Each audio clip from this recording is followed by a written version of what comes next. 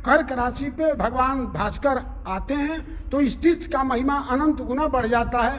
भगवान के 5 परिक्रमा करने मात्र से मनोभिलाषित फल प्राप्त होता है।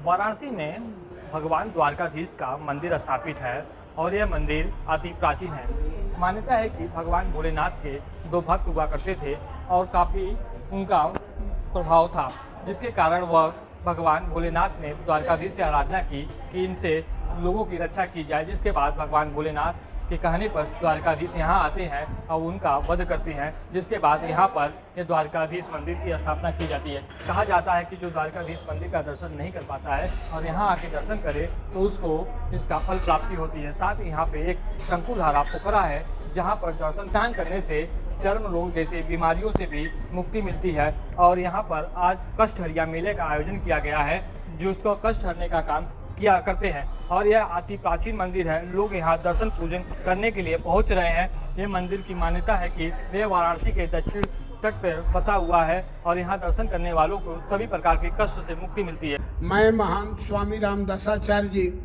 प्राचीन श्री द्वारिकाधीश मंदिर शंकुधारा खोजवा वाराणसी।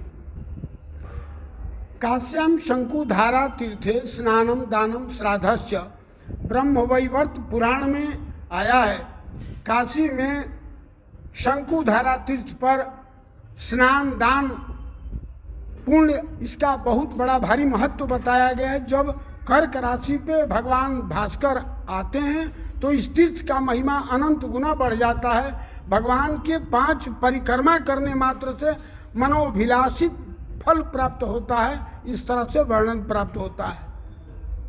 इसकी स्थापना कैसे हुई थी? प्रभु इसकी स्थापना भगवान भोलेनाथ से। कथा है कि भगवान भोलेनाथ ने माँ पार्वती के इच्छा करने पर दर्शन के निमित्त द्वारिकाधीश भगवान को आवाहन किया।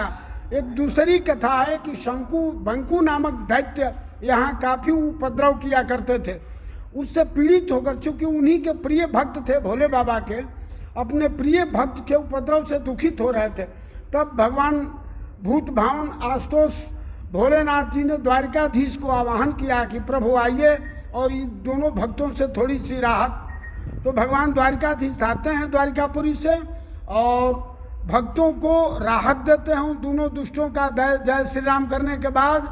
और तब से यहाँ कष्ट हरि आए, कष्ट हरण हुआ और कष्ट हरि पर्व मनाए जाने लगा, जो आज तक अनवरत जारी है। कर्क राशि पर जब सूर्य जाते हैं तो इस त्योहार का, इस तीर्थ का भव्य उत्सव मनाया जाता है। यहाँ यह अनादिकाल से आ रहा है। ये काशी वासियों का सौभाग्य है। आनंद वन काशी में बसा हुआ यह तीर्थ अनादिकाल से आ रहा है। प्रभु राम जी से भी जुड़ी कोई कथा है क्या? प्रभु राम जी भी यहाँ दिव्य विग्रह है। भगवान राम जब काशी में आए होंगे तो यहाँ ऋषि मुनियों का तपस्थली था। यहाँ उस समय भी दिगंबर संत रह करके अखंड भजन कीर्तन करते थे। भगवान का चरणारविंद इस तीर्थ पर पड़ा हुआ है, ऐसा मान्यता है।